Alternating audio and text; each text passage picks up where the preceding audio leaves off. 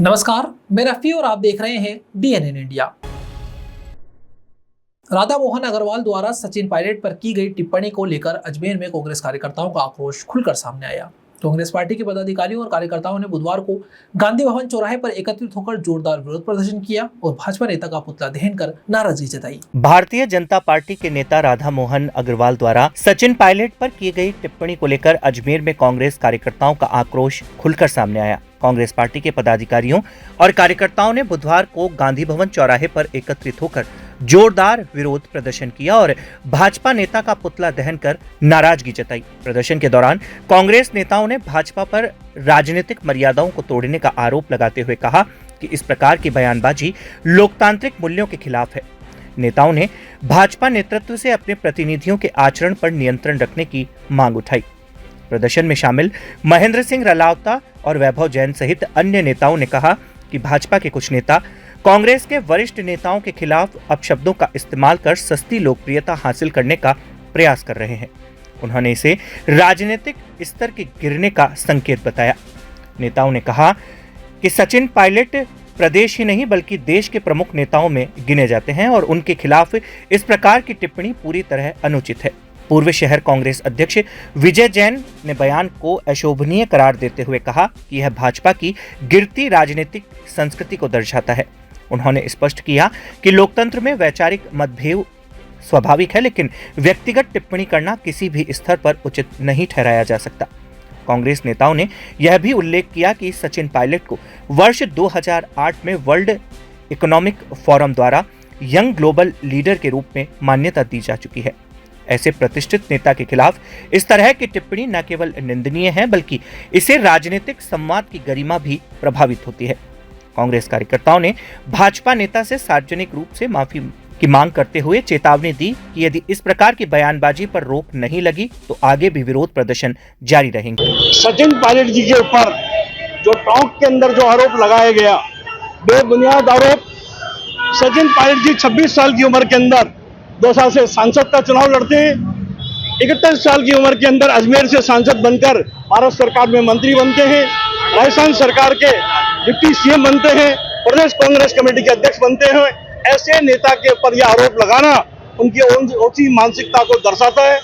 और ये आरोप सचिन पायलट पे नहीं है, राजस्थान की जनता का अपमान किया है। अगर आज उनको देखना है तो जिस टॉक में वो बात कर रहे थे, वहां का जो पूर्व सांसद है सुखदेव सिंह जौनपुरिया जो उनके साथ बैठा था, पूछो कहाँ का है, पूछो भूपेंद्र यादव कहाँ का है, पूछिए इन तमाम लोगों के साथ के अंदर। और बहरूपिया अगर आपको देखना है तो वो बहरूपिया जो गुजरात से जाकर वाराणसी में जाके चुनाव लड़ता है और फिर उसके बाद में उसके सहयोगी साथी ऐसी बात करके उनको बौखलाहट इस बात की थी कि जो टोंक की जो सभा है 1500 लोगों में सिमट गई थी, उसको भ्रांति को दूर फैलाने के लिए आपने उस जल का डाइवर्शन करने का प्रयास किया। और ऐसे मूवमेंट के कांग्रेस का कार्यकर्ता राधा मोहन जी को जहां जहां जाएंगे काले झंडे भी दिखाएंगे, पैकेटिंग भी करेंगे, धरना भी देंगे, पर सचिन पायलट का अपमान नहीं सहेगा राजस्थान।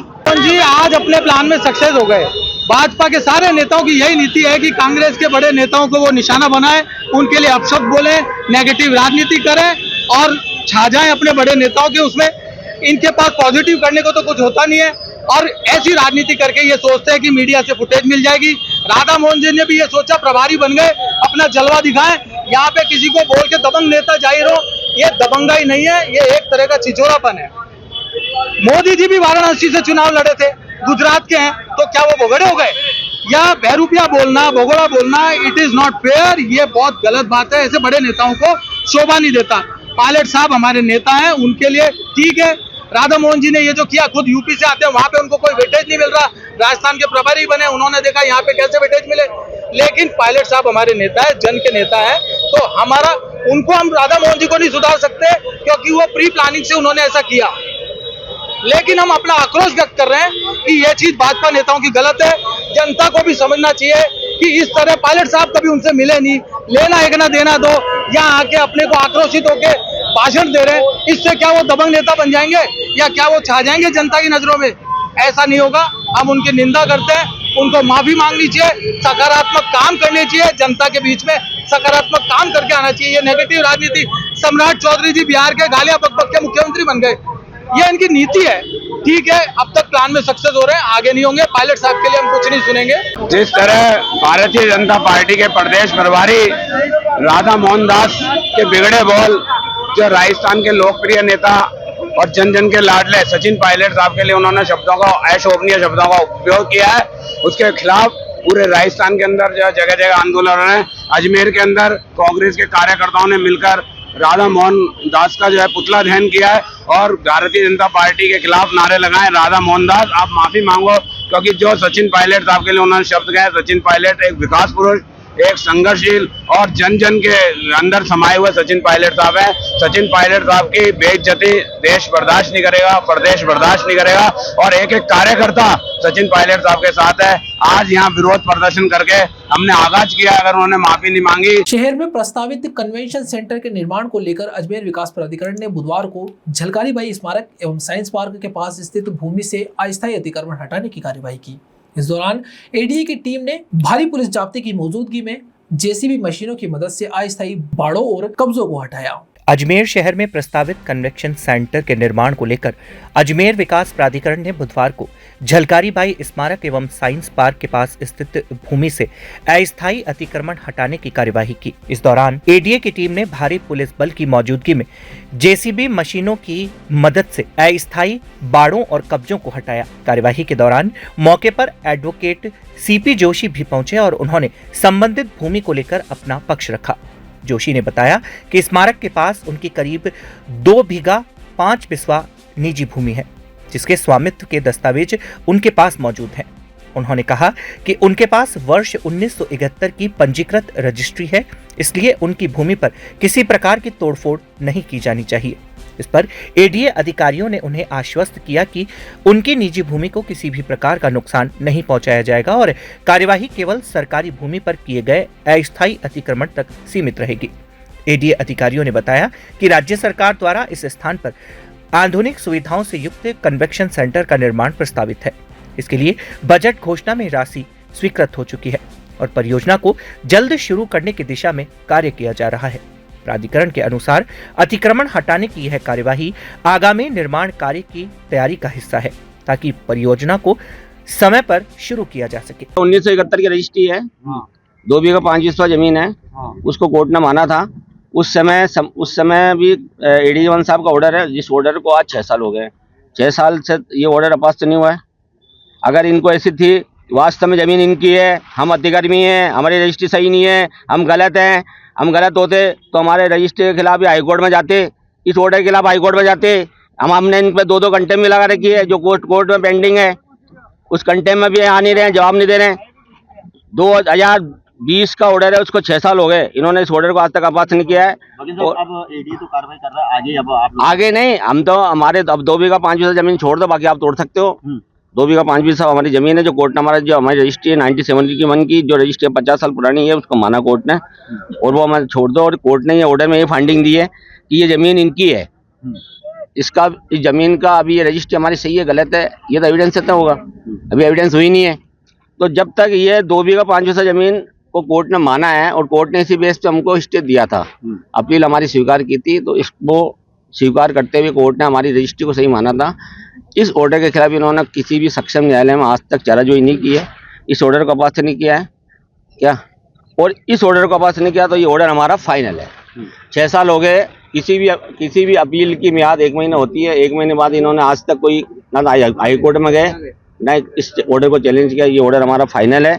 2 बीघा 5 बिस्वा जमीन को छोड़कर ये तोड़ सकते हैं, उसके लिए हमें किसी भी प्रकार की। यहाँ रुकते एक छोटे से ब्रेक के लिए, जल्द हाजिर होंगे खबरों के नए सफर के साथ। कैंसर बीमारी ही ऐसी है, चिंता तो होगी ना। लेकिन अब अपनी चिंता को बदलो विश्वास में, क्योंकि आदिनाथ कैंसर मेडिसिटी में है रेडियोथेरेपी, कीमोथेरेपी और कैंसर सर्जरी के उपचार के साथ आधुनिक सुविधाएं भी। विजिट करें आदिनाथ कैंसर मेडिसिटी एट चाची आवास अजमेर।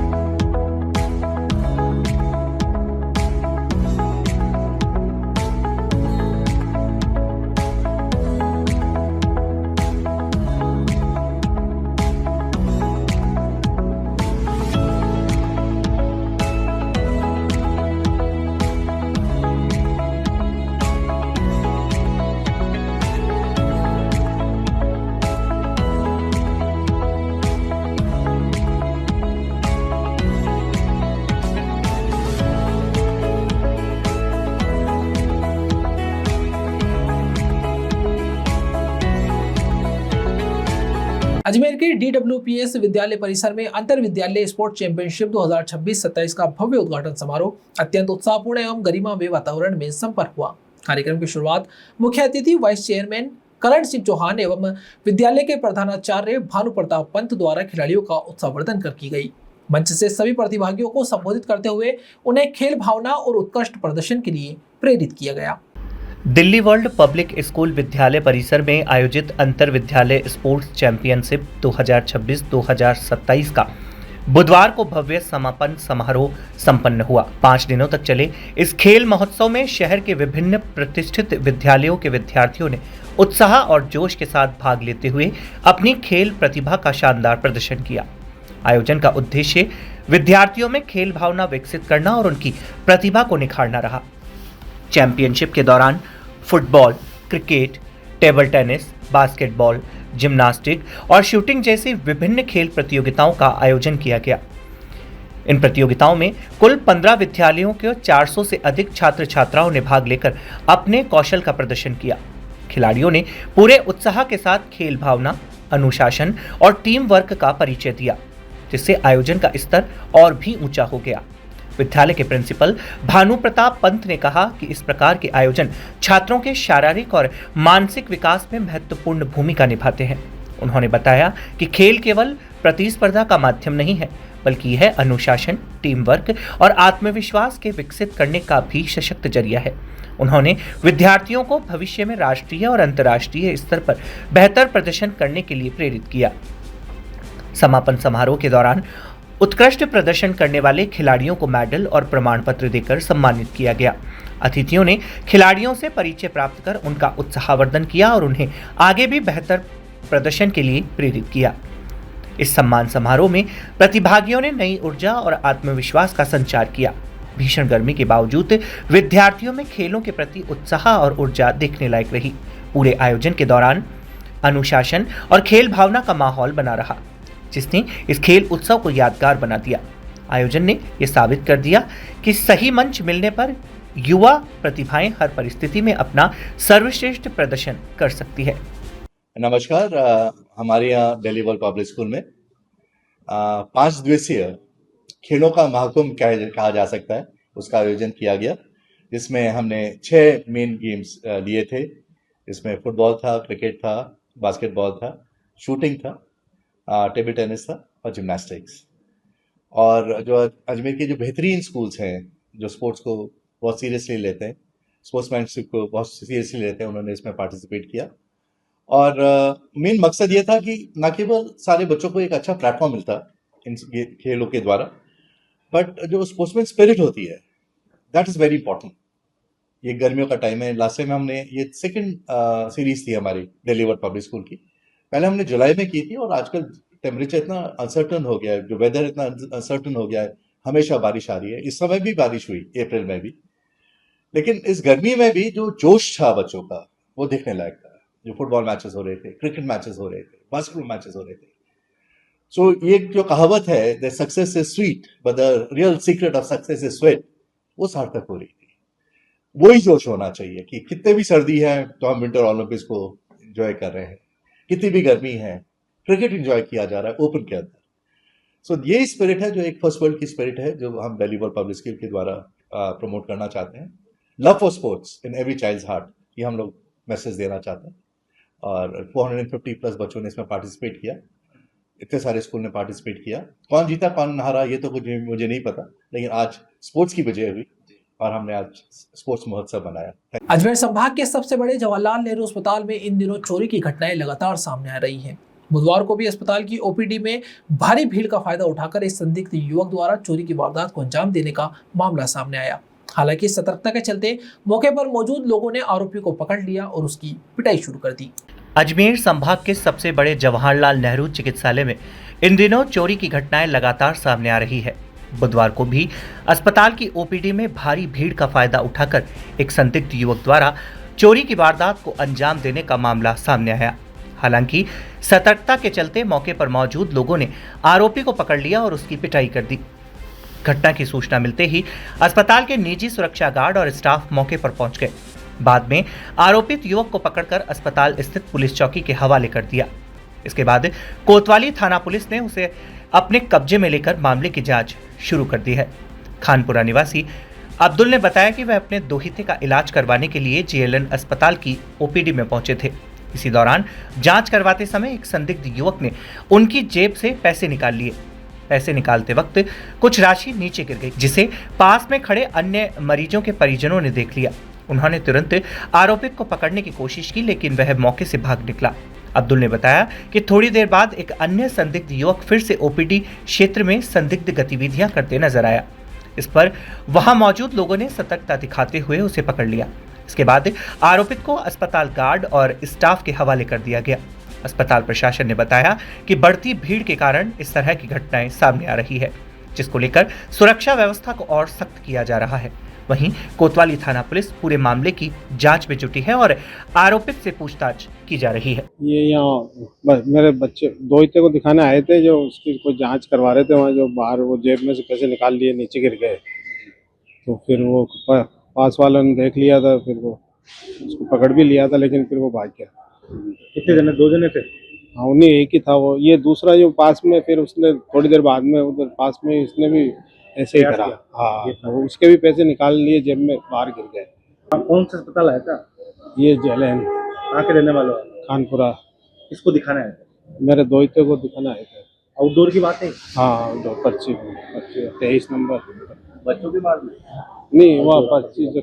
यहाँ रुकते एक छोटे से ब्रेक के लिए, जल्द हाजिर होंगे खबरों के नए सफर के साथ। कैंसर बीमारी ही ऐसी है, चिंता तो होगी ना। लेकिन अब अपनी चिंता को बदलो विश्वास में, क्योंकि आदिनाथ कैंसर मेडिसिटी में है रेडियोथेरेपी, कीमोथेरेपी और कैंसर सर्जरी के उपचार के साथ आधुनिक सुविधाएं भी। विजिट करें आदिनाथ कैंसर मेडिसिटी एट चाची आवास अजमेर।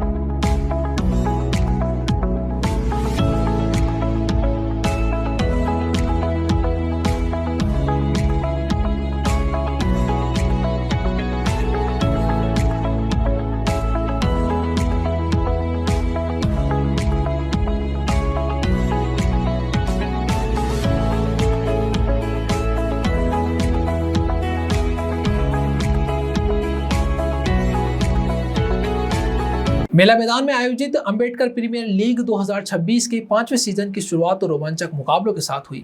उद्घाटन मैच में पुष्कर इंडियन ने बेहतरीन प्रदर्शन करते हुए श्री सांवरिया सेठ टीम को 8 विकेट से हराकर टूर्नामेंट में विजयी आगाज किया। पुष्कर मेला मैदान में आयोजित अंबेडकर प्रीमियर लीग 2026 के 5वें सीजन की शुरुआत रोमांचक मुकाबलों के साथ हुई। उद्घाटन मैच में पुष्कर इंडियन ने बेहतरीन प्रदर्शन करते हुए सांवरिया सेठ टीम को 8 विकेट से हराकर टूर्नामेंट में विजय आगाज किया। 10 ओवर के इस मुकाबले में श्री सांवरिया सेठ टीम ने टॉस जीतकर पहले बल्लेबाजी करने का फैसला लिया, लेकिन टीम की शुरुआत कमजोर रही। पूरी टीम 8.5 ओवर में 69 रन पर 7 विकेट खोकर सिमट गई। जिमी पुष्कर ने 11 गेंदों में 3 छक्कों की मदद से 26 रन बनाए, जबकि मंगलाराम ने 18 गेंदों पर 22 रन का योगदान दिया। हरफन मौला प्रदर्शन के लिए शरफत सिंह रावत को प्लेयर ऑफ द मैच चुना गया। उन्होंने बल्लेबाजी में 27 रन बनाने के साथ गेंदबाजी में 2 और 21 रन देकर 1 विकेट भी लिया। टूर्नामेंट का शुभारंभ मुख्य अतिथि ओम प्रकाश तिंगाया, रोहन बाकोलिया, धर्मेंद्र नागोरा, हेमराज तेजी, शंभू चौहान और जितेंद्र तिंगाया की उपस्थिति में हुआ। सभी अतिथियों ने बाबा साहब डॉक्टर भीमराव अंबेडकर की तस्वीर पर माल्यार्पण कर प्रतियोगिता का उद्घाटन किया और खिलाड़ियों से परिचय प्राप्त कर उनका उत्साहवर्धन किया। आयोजक मुकेश देवड़ा ने बताया कि बाबा साहब को समर्पित इस लीग के 5वें सीजन में कुल 145 खिलाड़ी भाग ले रहे हैं। प्रतियोगिता का उद्देश्य युवाओं को खेलों के प्रति प्रेरित करना है। उद्घाटन मैच को देखने के लिए मेला मैदान में बड़ी संख्या में दर्शक मौजूद रहे। शाम को खेले गए दूसरे मुकाबले में ब्रह्मनगरी 11 ने भैरू क्रिकेट क्लब पुष्कर को हराया। आज मेला ग्राउंड में वापस अंबेडकर प्रीमियर लीग का 5वां सीज़न चालू किया गया है। थोड़ा लेट है लेकिन हो गया। और आज हमारा उद्घाटन मैच था सांवरिया सेठ क्लब और पुष्कर इंडियन के बीच में, जिसमें सांवरिया सेठ क्रिकेट क्लब ने टॉस जीतकर पहले बल्लेबाजी करी है। उन्होंने पहले बल्लेबाजी करते हुए 69 रन बनाए जी, और पुष्कर इंडियन ने ये 7 ओवर में लक्ष्य पूरा कर जीत हासिल करी। कितने खिलाड़ी ने भाग लिए इसमें, कितनी टीम बनाई गई है? इस टूर्नामेंट के अंदर 180 खिलाड़ियों का फार्म आया हमारे पास में, लेकिन उन 180 खिलाड़ियों में से हम लोगों ने जो बैटर अच्छा प्रदर्शन कर रहे हैं, अच्छा खेल रहे हैं, उन्हीं को लिया है। उसमें से 140 फार्म भरकर हमने 12 टीमें बनाई हैं। आसपास के पुष्कर के आसपास के सभी खिलाड़ी खेल रहे हैं इसमें। कौन कौन मुख्य अतिथि है इस कार्यक्रम में? आज हमारे उद्घाटन मैच में मुख्य अतिथि के रूप में हमारे पार्षद रोहन जी बाकोलिया, धर्मेंद्र जी नागोरा, शंभू जी चौहान और ओम जी तिगाया यहाँ मौजूद थे। उनके तत्वाधान में आज उद्घाटन हुआ। उद्घाटन मैच किसने जीता आज? उद्घाटन मैच पुष्कर स्थित श्री नामदेव विट्ठल मंदिर एवं पंचायत भवन छिपान पुष्कर में पाटोत्सव कार्यक्रम धार्मिक उल्लास और सामाजिक एकता के साथ संपन्न हुआ। पुष्कर में स्थित श्री नामदेव विट्ठल मंदिर एवं पंचायत भवन छिपान पुष्कर में पाटोत्सव कार्यक्रम धार्मिक उल्लास और सामाजिक एकता के साथ संपन्न हुआ। कार्यक्रम के अंतर्गत भक्ति, संस्कृति और सामाजिक सरोकारों का सुंदर संगम देखने को मिला। पाटोत्सव की पूर्व संध्या पर मंदिर परिसर में भव्य भजन संध्या का आयोजन किया गया, जिसमें स्थानीय एवं आमंत्रित गायकों ने एक से बढ़कर एक भजनों की प्रस्तुतियां देकर श्रद्धालुओं को मंत्रमुग्ध कर दिया। देर रात तक चले इस आयोजन में बड़ी संख्या में श्रद्धालु उपस्थित रहे। संस्था के मंत्री विनय कुमार दोसाया ने जानकारी दी और बताया कि पाटोत्सव के तहत विट्ठल रुक्मणी अभिषेक, पुष्प झांकी, महाआरती और महाप्रसादी का भव्य आयोजन किया गया। श्रद्धालुओं ने विधिवत पूजा अर्चना कर सुख समृद्धि की कामना की। अभिषेक में भाग लेने के लिए दंपतियों ने निर्धारित समय और शुल्क के अनुसार सहभागिता निभाई। कार्यक्रम के तहत संत नामदेव छिपा समाज सेवा संस्थान पुष्कर, जिला अजमेर के बैनर तले युवक युवती वैवाहिक परिचय सम्मेलन का भी आयोजन किया गया। यह सम्मेलन रामद्वारा के सामने स्थित पीपावंशी धर्मशाला में आयोजित हुआ।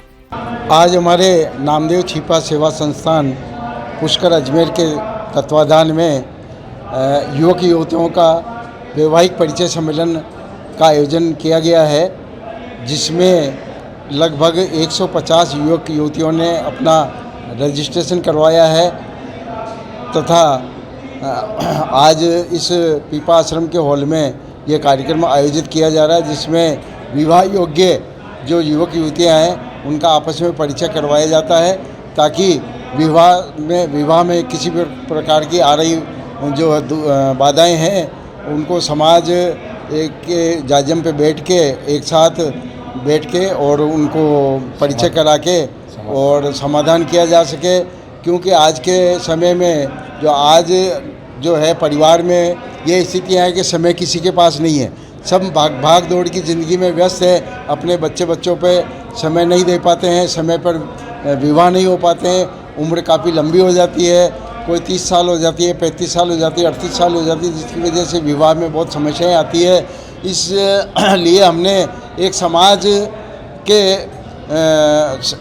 के स्तर पे हमने निर्णय लिया कि प्रतिवर्ष हम इस संस्था के बैनर तले समाज के विवाह योग्य युवक युवतियों का परिचय सम्मेलन प्रतिवर्ष करवाएंगे, और ताकि विवाह में आ रही बाधाएं दूर हो सके। क्या संदेश देना चाहते हो इस माध्यम से? इस माध्यम से हम यही संदेश देना चाहते हैं कि अपने जो बच्चे जो विवाह योग्य लड़के लड़के हैं उनके माता पिता अपनी जिम्मेदारी समझें और अपने बच्चों को इस समाज के बैनर तले लाएं और आपस में परिचय कराएं, जिससे विवाह में आ रही बाधाएं दूर हो और बच्चों की समय पर उम्र के अनुसार शादी हो सके और उनका परिवार बसाया जा सके। यही हमारी जो है मानसिकता है। सुबह क्या कार्यक्रम हुआ आज मंदिर में हमारे भगवान के जो है मूर्ति स्थापना का दिवस है।